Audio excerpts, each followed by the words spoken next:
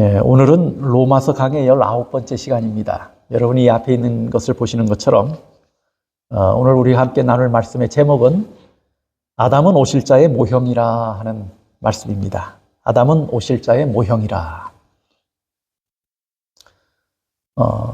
너를 보면 꼭 내 아버지를 보는 것 같다라고 하는 말씀을 여러분이 하신 적도 있으시고 들으신 적도 있으실는지 모릅니다. 아버지를 많이 빼닮은 아들을 볼 때 그런 말을 하지요. 너를 보면 꼭 내 아버지를 보는 것 같다. 제가 대학을 다닐 때 저희 집에서 대학을 다녔어요. 집에 머물렀어요. 그러면 가끔 저희 집에 이제 전화가 옵니다. 전화가 오면 제가 받을 때가 있죠. 여보세요? 하고 전화를 받으면 다짜고짜 뭐라고 말씀하냐면 저 수화기 너머로 들려오는 소리가 안녕하십니까 목사님 하고 그래요.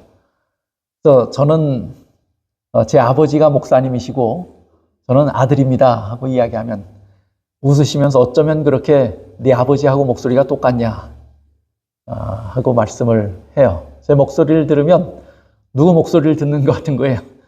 내 아버지의 목소리를 듣는 것 같아요.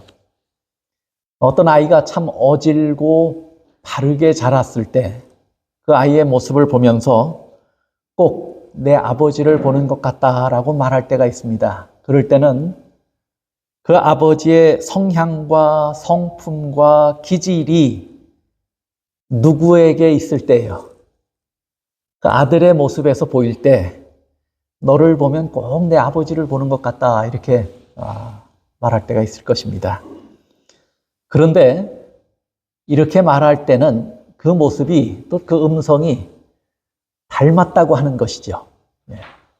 그러나 닮았지만 사실은 그 아버지는 아닙니다. 여러분이 오늘 우리가 함께 나눌 말씀의 본문을 좀 보셨으면 좋겠습니다. 로마서 5장 14절입니다. 로마서 5장 14절에 보시면 이렇게 말씀해요. 그러나 아담으로부터 모세까지 아담의 범죄와 같은 죄를 짓지 아니한 자들까지도 사망이 왕노릇하였나니 아담은 오실 자의 뭐라고요? 아담은 오실 자의 모형이라 이렇게 말합니다. 모형이란 말이 무슨 말입니까? 모형이란 말은 원형을 본뜬 형태라는 말이죠. 원형을 모방하고 있는 것이 뭐예요? 원형이에요. 모형이에요. 또 모형은 원형을 구체화한 것입니다.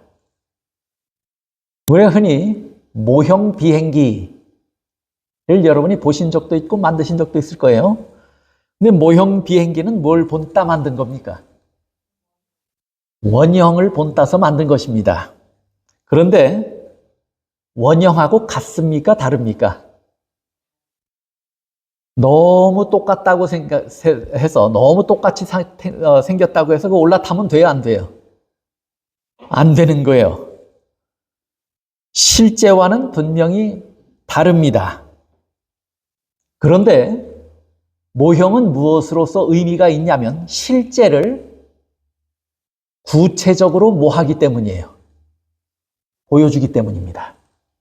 그래서 모형은 의미가 있어요. 또 모형이 있다고 하는 것은 뭐가 있다고 하는 것을 증거하는 거예요. 원형이 있다고 하는 것을 증거하기 때문에 의미가 있습니다. 이와 비슷한 또 다른 표현이 성경에 있습니다. 그게 뭐냐면 그림자라고 하는 표현입니다. 우리가 모형이라고 하는 표현을 봤고 그림자라고 하는 표현이 성경에도 있어요. 골로새서 2장 17절에 보면 이것들은 장래일의 뭐라고요? 그림자이나 몸은 그리스도의 것이니라. 실체가 있다고 하는 것이죠. 성경에 이런 표현이 참 많아요. 히브리서 8장 5절입니다. 그들이 섬기는 것은 하늘에 있는 것의 모형과 그림자라. 모형이나 그림자는 같은 말이죠. 그렇죠? 실체를 보여주는 것을 뭐라고 말해요? 모형이라고도 말하고 그림자라고도 성경은 말합니다. 그러면 그림자가 있고 모형이 있다는 얘기는 분명하게 실체가 존재하고 있다고 하는 것을 전제해서 소개하고 있는 것이에요. 실체가 있다고 하는 것을 증거하는 것이에요. 여러분이 한번 생각해 보세요. 실체는 없는데, 지나가는데, 뭐가 이렇게 흔들려 지나가는데 보니까 그림자만 있어요.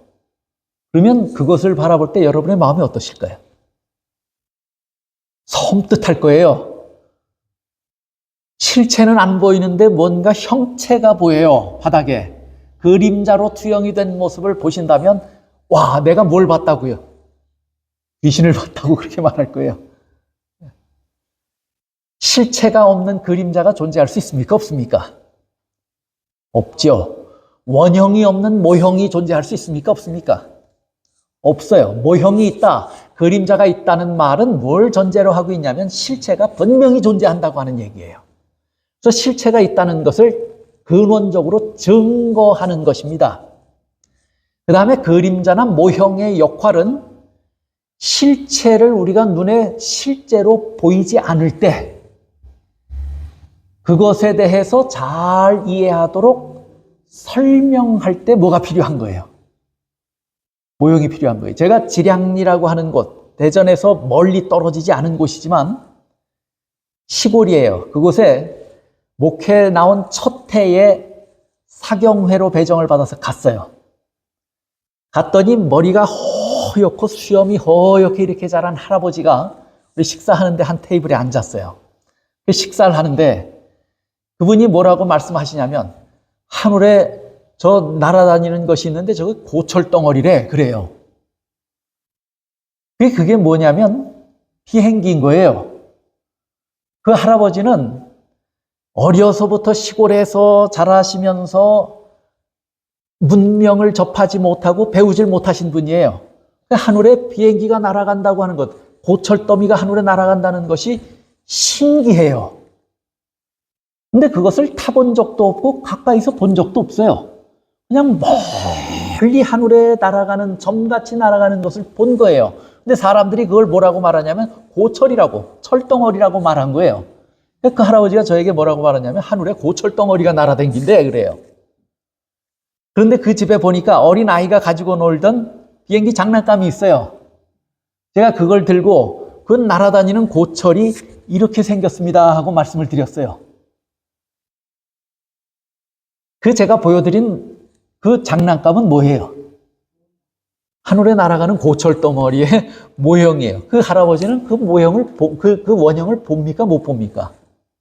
못 봐요. 그런데 제가 모형을 보여드리면서 이게 저 하늘에 날아가는 고철이라고 말한 그겁니다 하고 말하니까 아, 저 하늘에 날아가는 게 이렇게 생긴 거예요. 모형을 보고 뭘 보는 거예요? 원형이 무엇인가를 보고 있는 것입니다.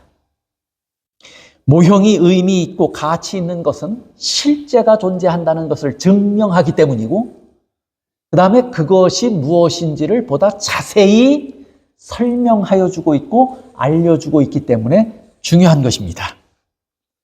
그런데 성경에는 하늘에 신령한 것이라든지 우리의 눈에 보이지 아니하는 하나님께서 일하시는 사역이라든지 또 예수님께서 실제 이 땅에 오시기 전에 오실 자의 모습을 설명하기 위해서 그건 보고 있는 거예요? 못 보고 있는 거예요?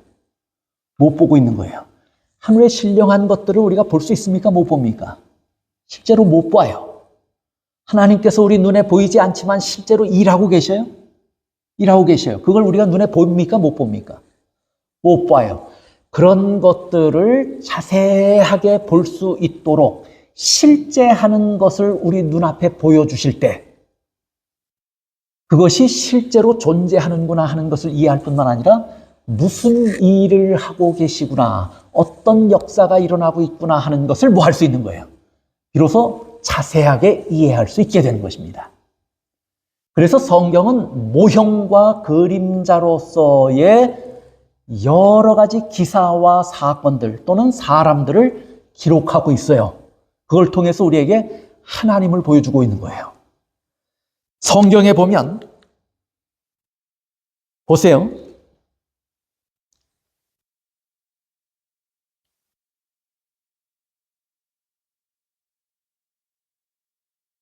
성경의 모형, 표상 또는 그림자로 많은 기록들이 등장합니다. 모형과 그림자로 제시된 인물이 있습니까? 모형과 그림자로 제시된 인물이 있습니까? 성경에? 이삭의 이야기는 믿음이 무엇인가를 우리에게 가르쳐주기 위해서도 기록되었지만 이삭의 이야기가 기록된 또 다른 이유가 있어요. 그게 뭐예요? 자기를 불태울 나무를 제가 스스로 등에 지고 짐지고 산으로 올라가는 이삭의 모습에서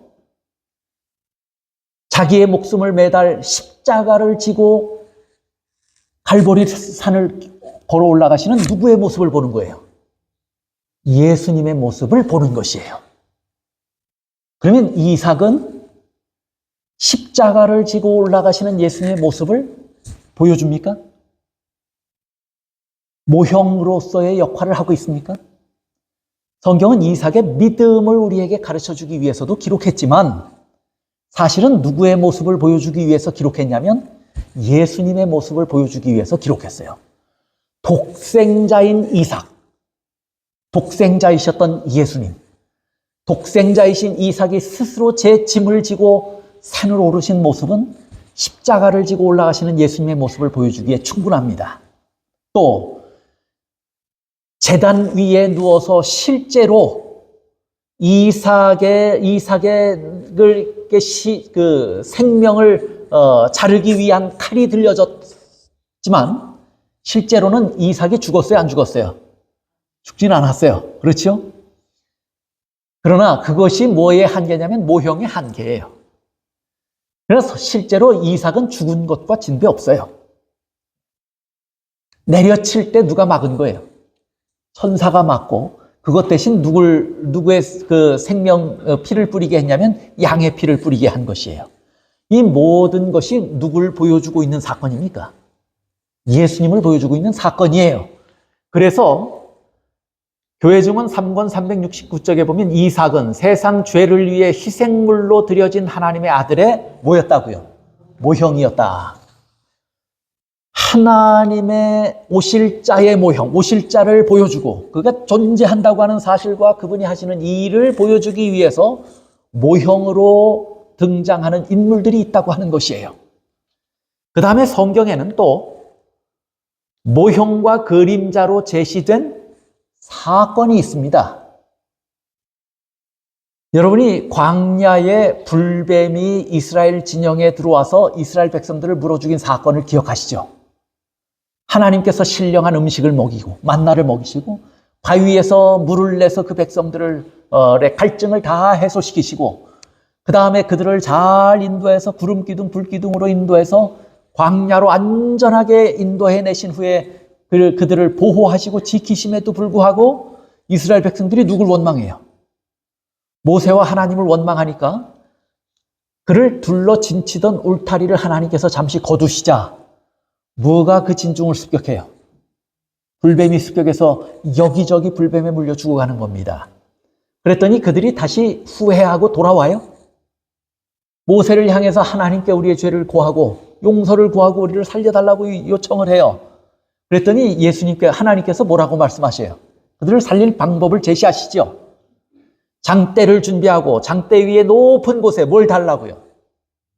구리뱀을 달아서 그것을 보는 자는 뭐 하리라고요? 살리라고요. 그 사건과 그 사물이 누굴 상징하고 있습니까? 후에 예수님께서 니고데모와의 대화 가운데서 뭐라고 말씀하셨냐면 모세가 광야에서 뱀을 든 것 같이 인자도 뭐 해야 한다고요? 들려야 하리니. 그래서 들린 뱀을 바라본 자들이 산 것처럼 십자가에 들리셨던 예수님을 바라보는 자가 뭐 할 것이라고요? 살 것이라고. 이 사건과 이 사물이 누굴 예표하고 있습니까? 그리스도를 예표하고 있는 것이에요. 모형으로 기록된 사건입니다. 그렇죠? 그 다음에 모형과 그림자들 중에 모형과 그림자로 행해진 절기와 제사들이 있습니까? 없습니까? 있어요. 유월절이 무엇을 상징해요? 유월절에 드려진 어린 양이 누굴 예표하고 있어요? 그래서 침례 요한이 자기에게 다가오는 예수님을 바라보면서 뭐라고 말씀해요? 세상 죄를 지고 가는 하나님의 어린 양이라고 말씀해요. 그러면 저렇게 주어진 행해진 절기와 제사들이 다 누굴 예표하고 있는 거예요? 그리스도를 보여주고 있어요. 그러면 저것들은 모형입니까? 그림자입니다. 그래서 히브리서 10장 1절도 이 율법, 이 제사와 관련된 이 율법이에요. 제사로는 하고 율법은 같은 거예요. 참 형상, 그림자일 뿐이요 참 형상이 아니므로 그랬어요.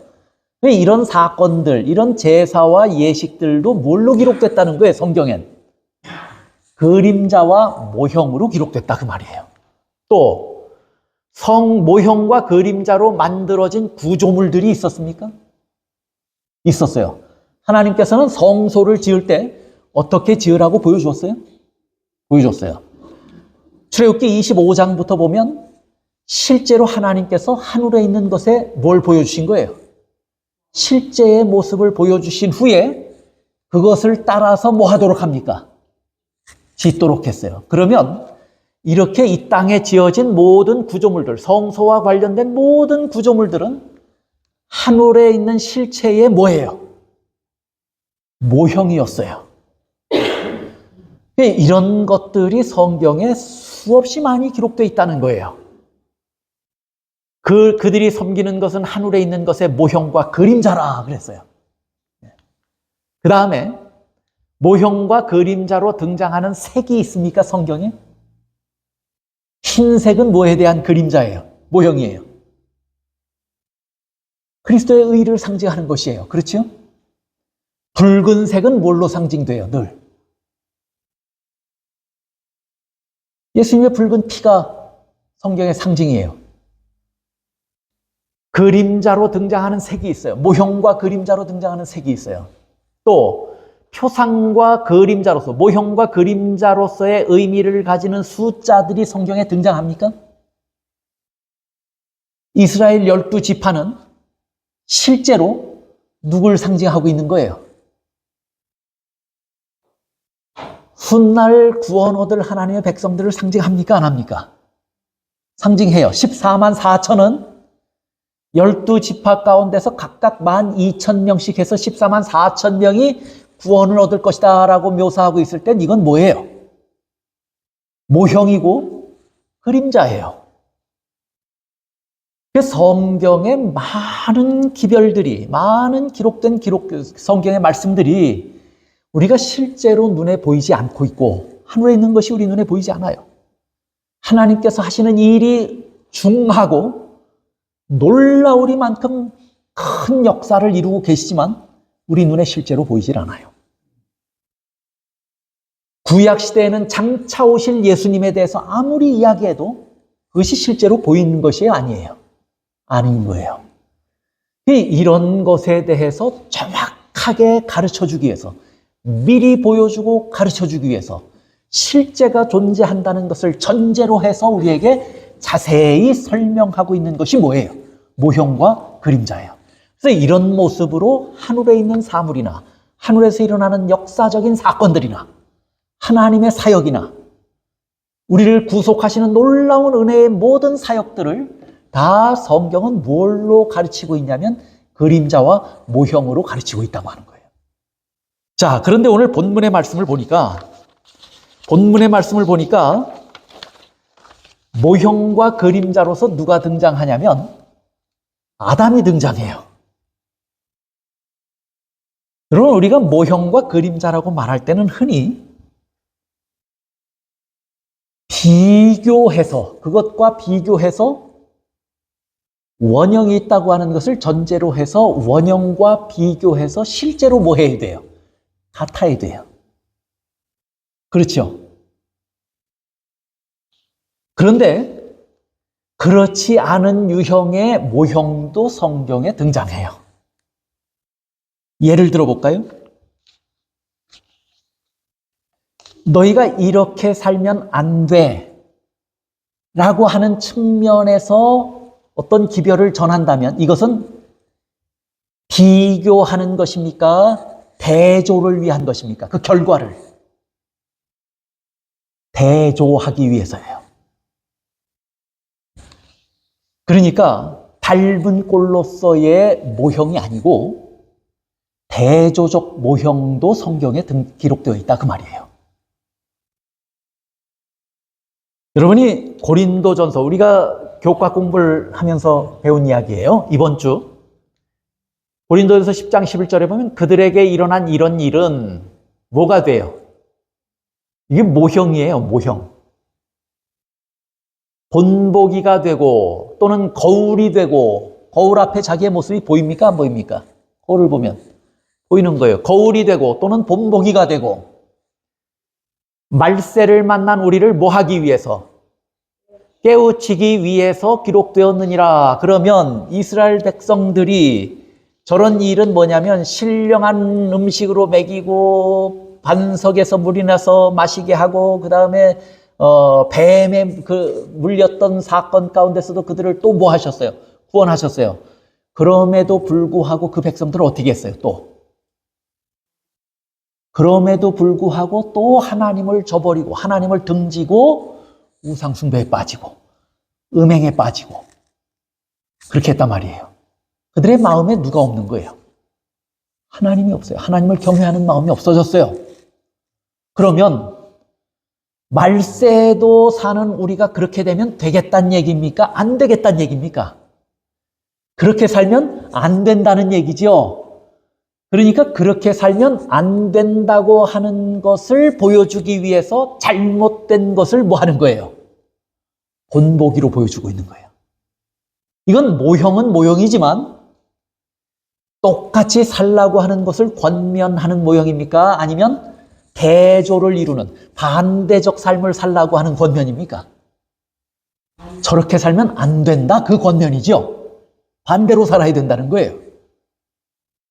대조를 위해서 등장시키는 사건이 있고 사람이 있어요. 오늘 로마서를 봐도 오늘 본문의 말씀을 우리가 봤어요. 아담은 오실자의 뭐라고요? 모형이라고요. 그런데 아담을 오실자의 모형이라고 말하는 것이 좀 이상하게 생각되지 않습니까? 아담이, 그 두 사람은 그 신분이 같아요, 달라요? 달라요. 그들이 인류에게 미친 영향이 같아요, 달라요? 그들의 한 행위가 달라요. 그런데 어떻게 아담이 오실자의 모형이 됩니까?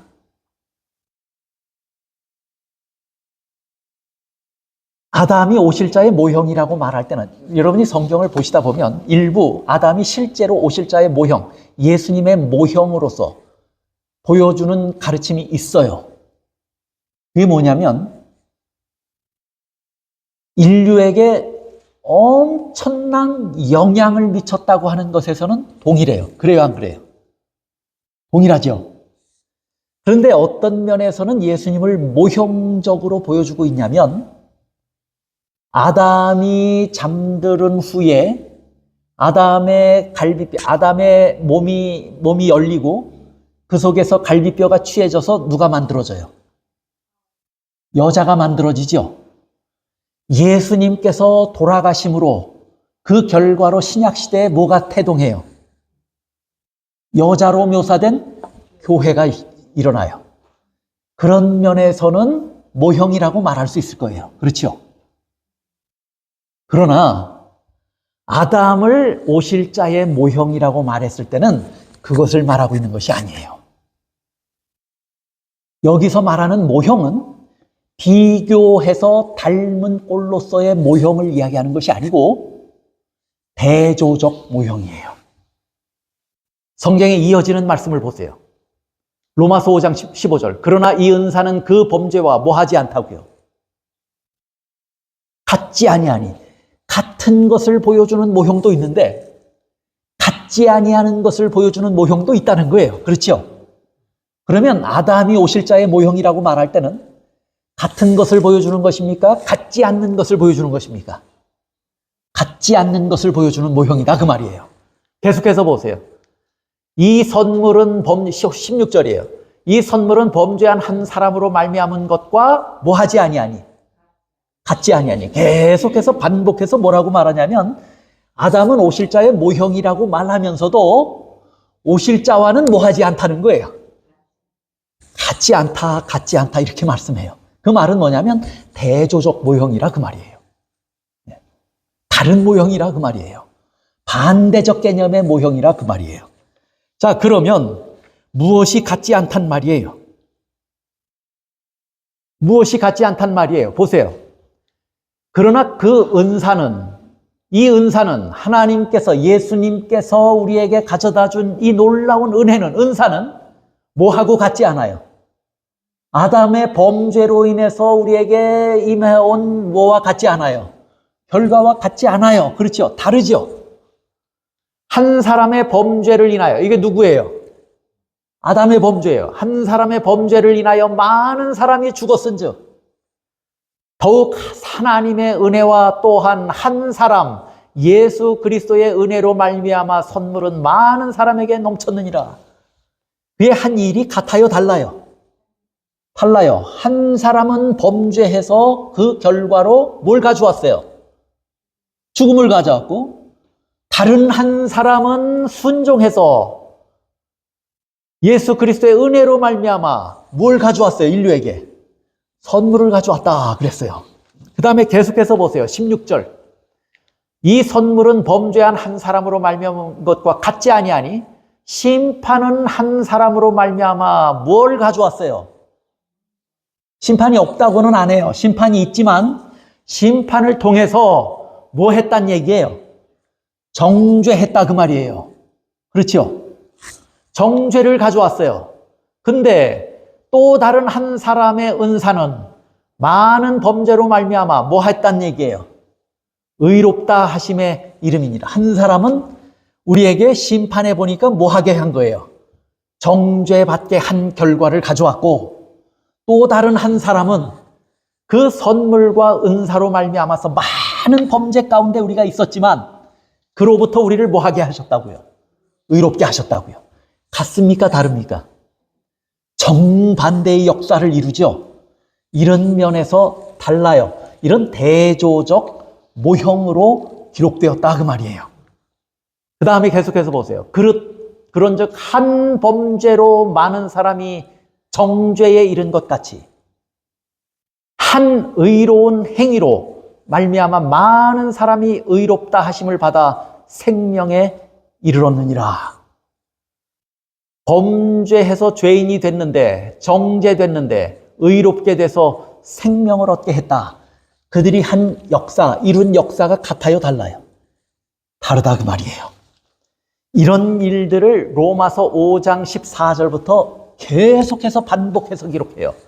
한 사람이 순종하지 아니함으로 많은 사람이 뭐 됐어요? 죄인 된 것 같이 한 사람이 순종하심으로 많은 사람이 의인이 되리라. 아담의 범죄가 예수님께서 하신 순종, 아담의 불순종이 예수님께서 하신 순종과 성격상 같지 않다 그 말이죠.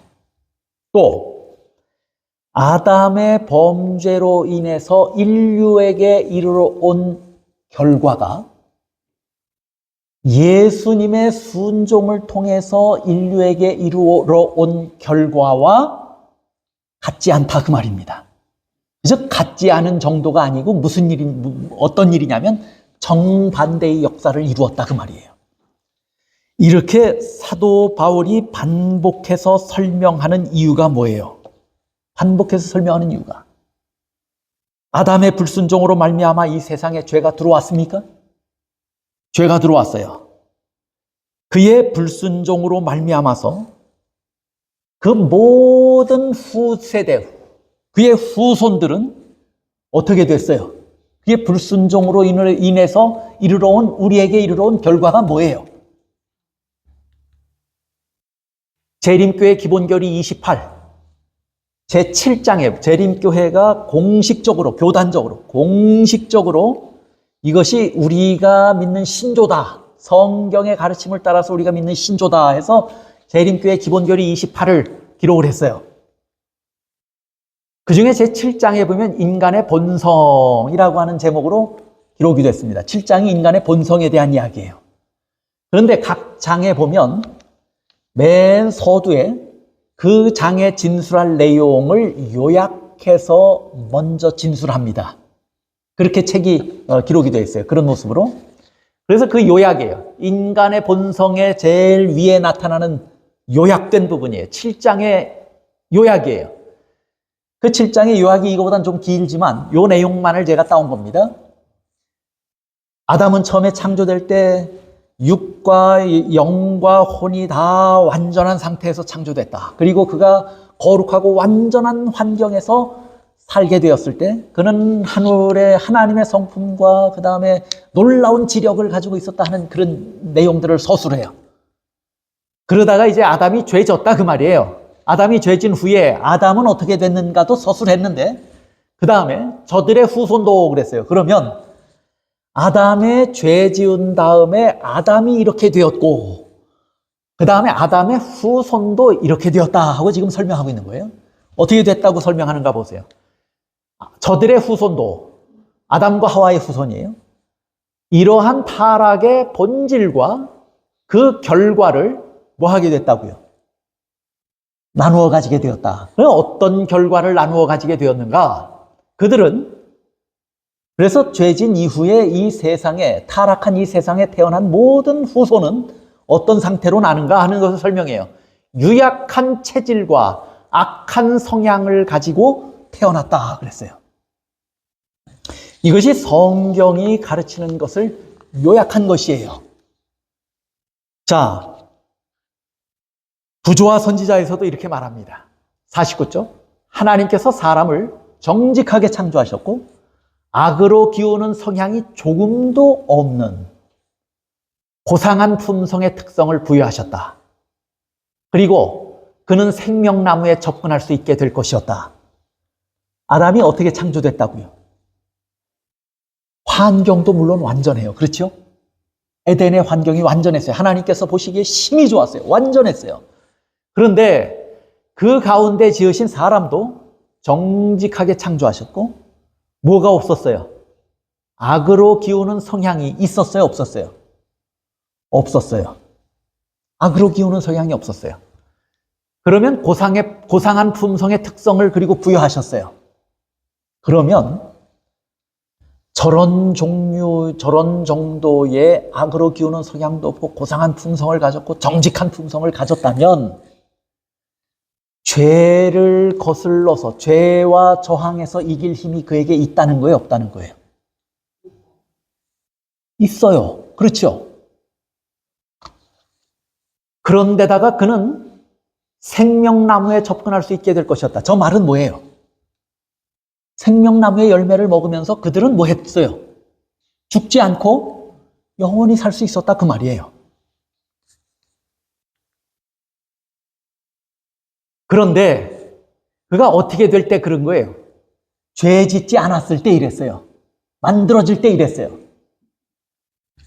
아담이 잃은 것이 뭐냐면, 죄 짓고 나서 잃은 것이 뭐냐면 악으로 기우는 성향이 조금도 없었는데 이제는 뭐 하는 것이 생긴 거예요? 악으로 기우는 성향이 생긴 거예요.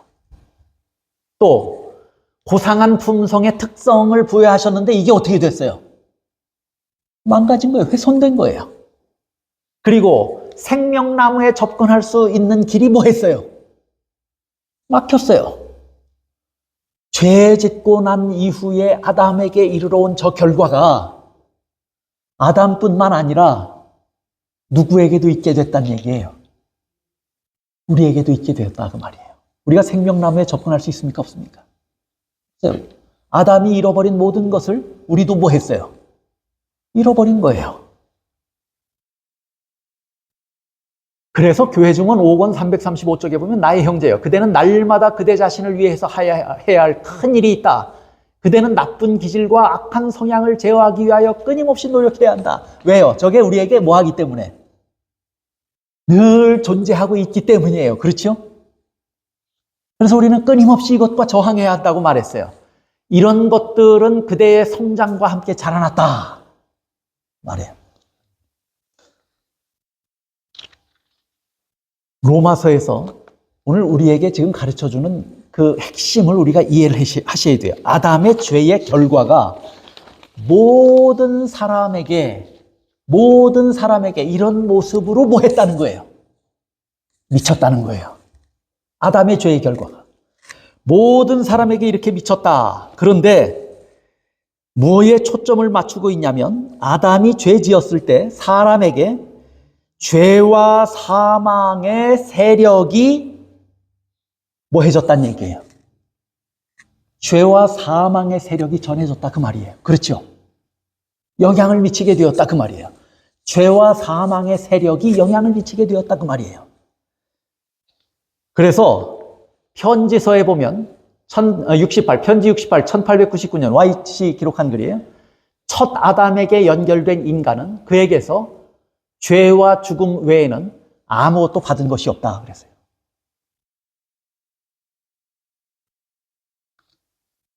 그래서 여러분이 예레미야 13장에 보시면 구수인이 그의 피부를, 표범이 그의 반점을 변하게 할 수 있느냐?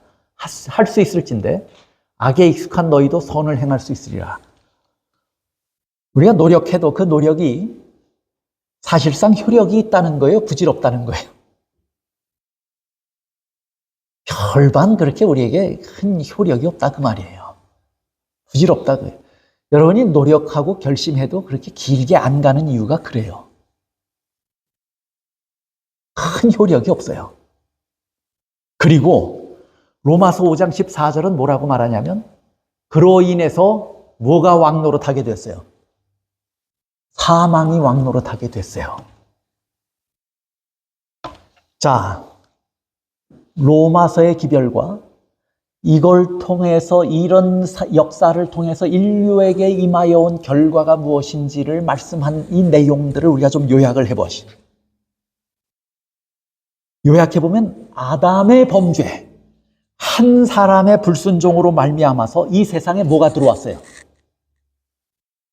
죄가 들어왔어요. 죄가 들어온 세상은 죄가 없었던, 죄를 경험하지 못했던 에덴과 그 형편과 모양이 같습니까? 다릅니까? 분명히 달라요.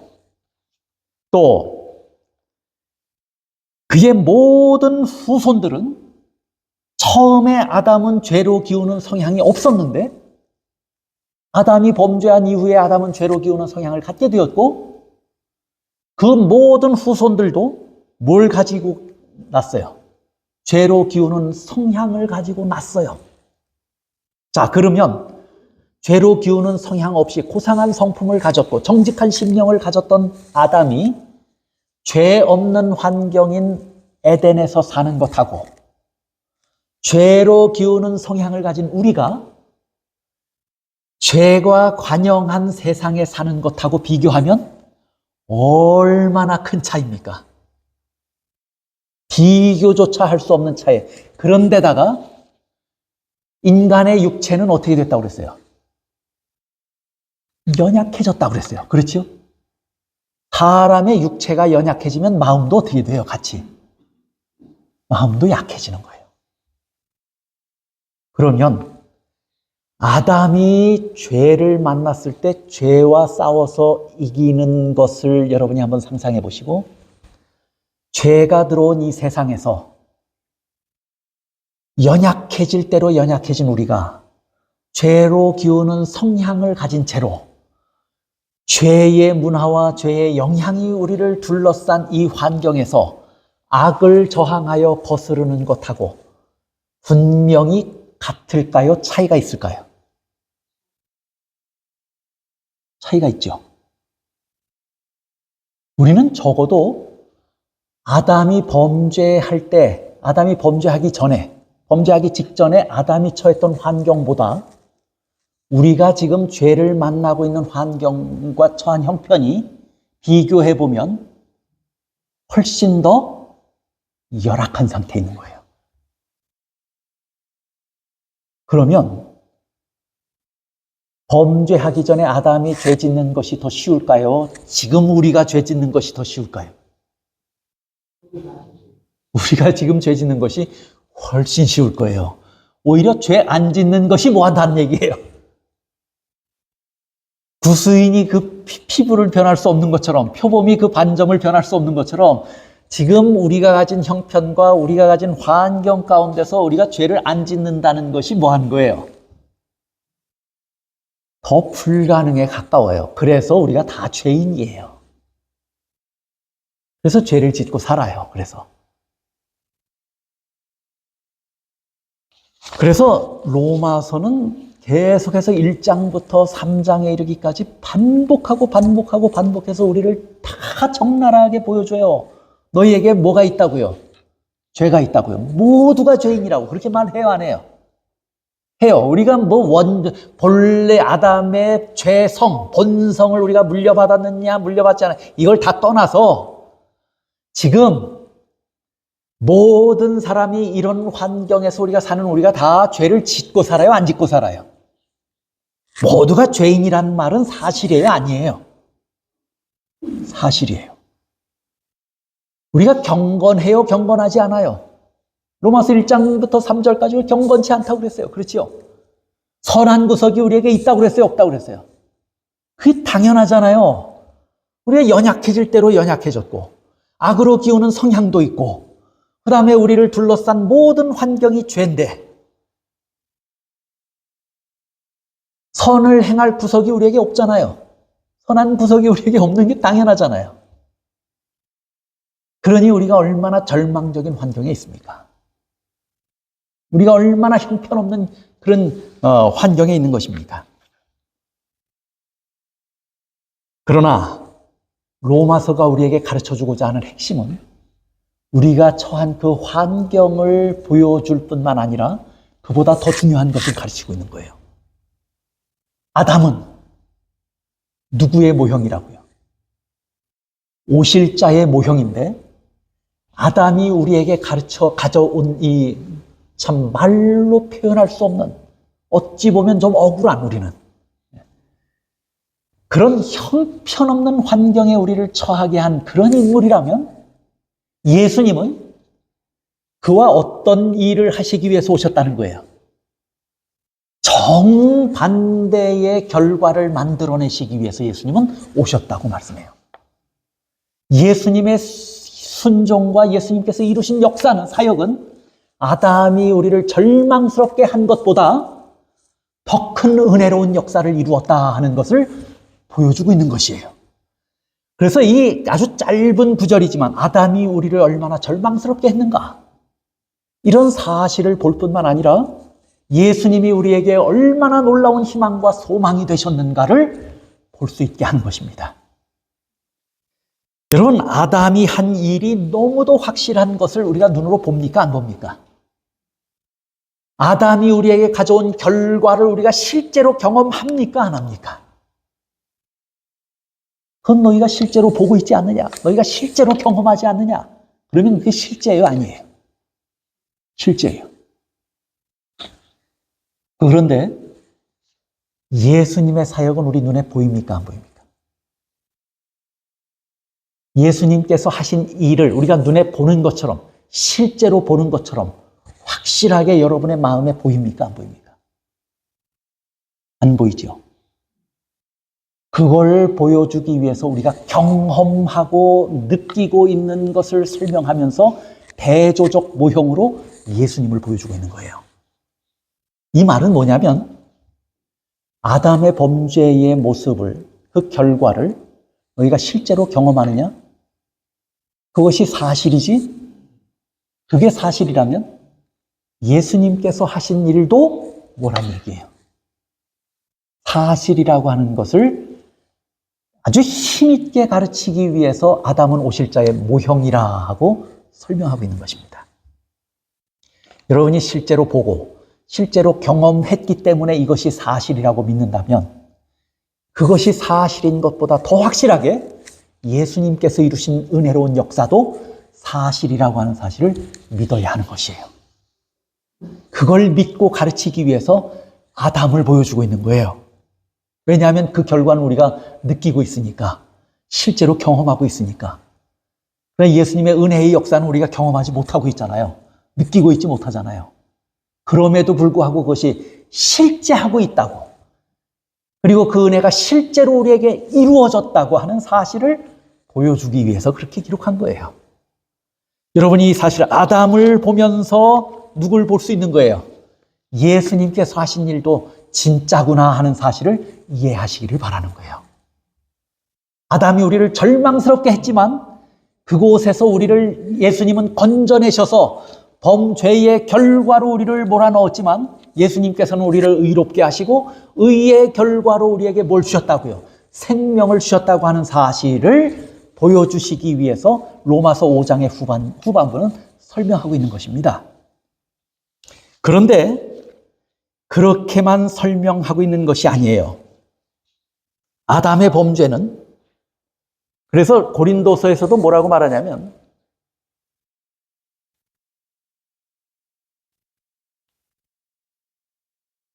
고린도전서 15장 22절에서도요. 아담 안에서 모든 사람이 죽은 것 같이, 그게 맞아요, 아니에요? 맞아요. 여러분이 실제로 돌아가시는 여러분의 주변의 사람들을 보든지 안타깝게 죽는 사람들의 모습을 봐요. 여러분들의 부모들이 세상을 떠나시는 모습들을 보셨을 거예요. 실제입니까? 아닙니까? 아담 안에서 모든 사람이 죽든가요? 안 죽든가요? 죽어요. 우리도 죽습니까? 안 죽습니까? 분명한 사실입니까? 의심할 수 없는 분명한 사실이에요. 그리스도 안에서 모든 사람이 삶을 얻으리라. 이것도 의심할 수 없는 사실이라는 거예요. 그만큼 분명한 사실이에요. 성경은 아담과 그리스도를 대조해서 모형으로 우리에게 제시하는 이유가 무엇인지를 우리가 바르게 이해할 수 있는 것입니다. 그런데 보세요. 로마서 5장 20절, 21절에 보면 그 은혜의 특성을, 예수님께서 이루신 은혜의 특성을 설명해요. 대조적 모형으로 등장시키면서 예수님께서 하신 일이 무엇인가를 설명을 쭉 했어요. 19절까지. 그렇죠? 그 다음에 20절, 21절에 와서 뭐라고 말하냐면 죄가 더한 곳에 뭐가 넘쳤다고요. 그러면 지금 죄가 더 크다는 거예요? 은혜가 더 크다는 거예요? 죄가 만들어 놓은 결과가 크다는 거예요? 은혜가 만들어 놓은 결과가 크다는 거예요? 은혜가 만들어 놓은 결과가 더 크다 그 말이에요. 더 큰 은혜가 주어졌다 그거예요. 죄보다. 이는 죄가 사망 안에서 왕노릇한 것 같이 은혜도 또한 의로 말미암아 왕노릇하여 우리 주 예수 그리스도로 말미암아 뭐에 이르게 해요? 영생에 이르게 해요. 죄가 우리에게 사망을 가져왔지만 그것보다 하나님께로부터 이르러 온 예수 그리스도의 희생을 통해서 이르러 온 은혜는 그것보다 더 커서 죽을 우리를 뭐하게 하셨다고요? 이제 영생에 이르게 했다 하고 분명하게 말씀합니다. 그것뿐만이 아니에요. 보세요. 로마서 5장 15절 보세요. 은혜로 말미암은 선물은 많은 사람에게 뭐 했다고요? 넘쳤느니라. 또 로마서 5장 17절. 한 사람의 범죄로 말미암아 사망이 그 한 사람을 통하여 왕노릇하였은지 더욱 은혜와 의의 선물을 뭐하게 받아요?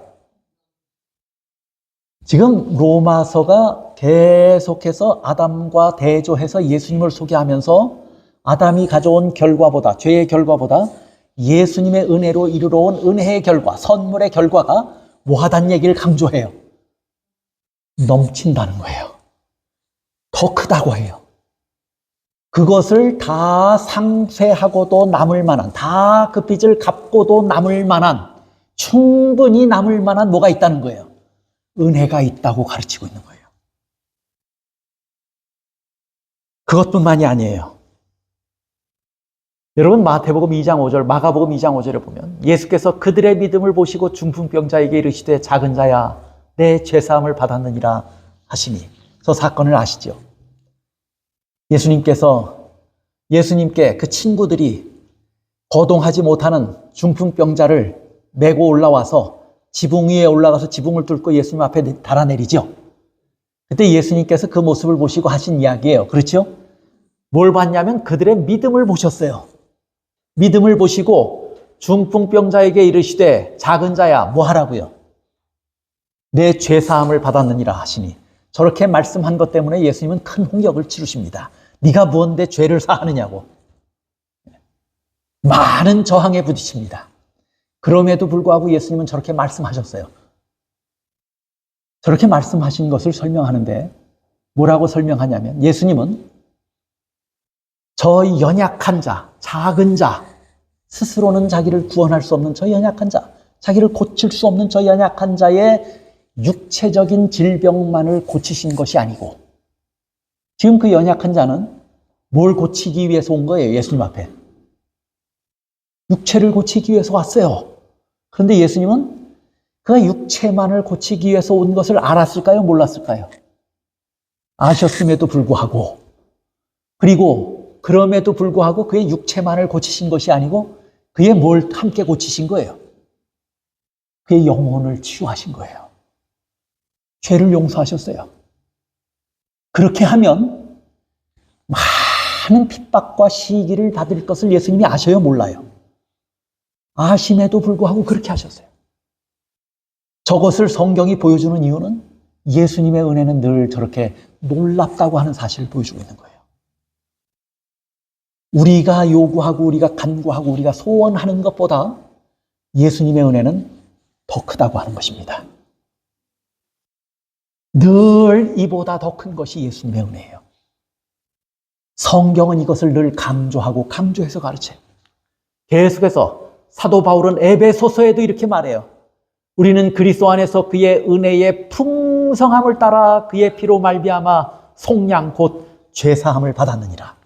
2장 7절, 이는 그리스도 예수 안에서 우리에게 자비하심으로써 그 은혜의 지극히 풍성함을 오는 여러 세대에 나타내려 하심이라. 3장 20절, 우리 가운데 역사하시는 능력대로 우리가 구하거나 생각하는 모든 것에 뭐하도록? 더 넘치도록. 사도 바울이 로마 교회에 보낸 권면이나 에베소 교회에 보낸 권면이나 사도 바울의 권면, 사도 바울이 아는 예수님, 예수님의 은혜는 항상 그 은혜는 특성이 있어요. 여러분, 은혜라고 하는 것을 아실 거예요. 그 의미가 무엇인지 아실 거예요. 그것을 받을 자격이 없는 자에게 주어질 때 뭐예요? 은혜예요. 내가 일은 일만큼 했는데, 1시간 일했는데 하루 일한 것만큼의 품삯을 받으면 그건 뭐예요? 내가 일한 것보다 더 큰 것을 받으면 은혜예요. 우리가 불의했을 때, 우리가 경건치 않았을 때 하나님께서 원수되었던 우리를 위해서 뭐 했어요? 십자가를 지고 돌아가심으로 우리를 의롭게 하셨다고 하는 것은 우리에게 자격이 있었단 얘기예요? 없었단 얘기예요? 우리가 그 일에 한 일이 있어요? 없어요? 그럼에도 불구하고 우리가 뭘 얻은 거예요? 의롭게 되었고 용서되었고 구원 얻었다고 말씀해요. 그것이 은혜예요. 그런데 이 은혜를 설명할 때마다 성경은 뭐라고 이야기를 하냐면 그 은혜가 풍성하다고 말해요. 우리가 생각하는 것보다 더 넘친다고 말해요. 예수님께서 우리에게 보이신 은혜는, 예수님께서 이루신 은혜는 늘 그보다 더 큰 것입니다. 요한복음 10장 28절에 보면 내가 그들에게 이제 영생을 주노니 영원히 멸망하지 아니할 것이요 또 그들을 내 손에서 빼앗을 자가 없느니라. 이것이 예수님께서 은혜를 베푸신 후에 우리에게 약속하신 언약의 말씀입니다. 아담의 행위로 인해서 우리에게 이르러온 결과들이 엄청난 것이지만 예수님께서 이루신 은혜는 그것보다 뭐예요? 더 놀랍고 더 풍성하고 더 많다고 하는 사실을 성경은 강조해서 가르치고 있는 것입니다. 제가 마지막 한 증언의 말씀만을 소개하고 마치려고 합니다. 편지 68, 1899에 아까 우리 읽은 말씀이에요. 그 읽은 말씀에 첫 아담에게 연결된 인간은 그에게서 죄와 죽음 외에는 아무것도 받은 것이 없다 그랬죠. 그 말씀을 계속해서 보시면 그러나 하면서 다시 이어서 설명합니다. 그러나 주께서는 인간을 위하여 모든 시험을 견디시면서 아담이 실패한 곳에 오사 그곳을 통과하셨다. 그분은 시험 가운데서도 더럽힘을 받지 않고 그곳을 빠져나옴으로써 아담의 수치스러운 실패와 타락을 뭐 하셨다고요? 구속하셨다고요. 아담의 죄와 아담의 실패와 아담의 타락도 구속하셨습니다. 뿐만 아니라 아담의 모든 후손의 죄와 타락도 뭐 했다고요? 구속했다고 말씀하는 거예요. 이렇게 해서 그분은 인간을 하나님과 함께 할 수 있는 유리한 곳에 두셨다. 그곳에서 인간은 그리스도를 구주로 모심으로써 신의 성품에 참여하는 자가 된다. 악의 기우는 성향을 가졌는데 이제는 누구의 성품에 참여하는 자가 될 수 있다고 그랬어요?